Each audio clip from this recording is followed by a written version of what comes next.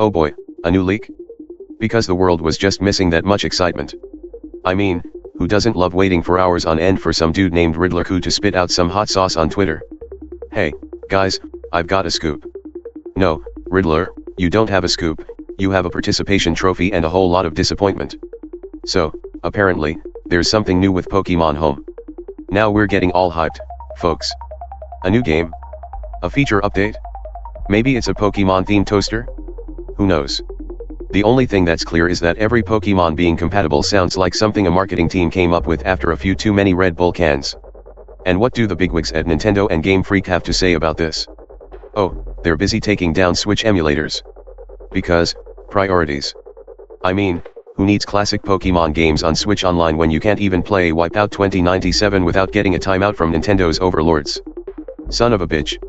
This is what it means to be a fan, folks. It means waiting for years for some random leak and then spending hours poring over speculation and rumors. Is this it? Is that it? No, Riddler, you just found out the location of the nearest Taco Bell, congratulations. Shit,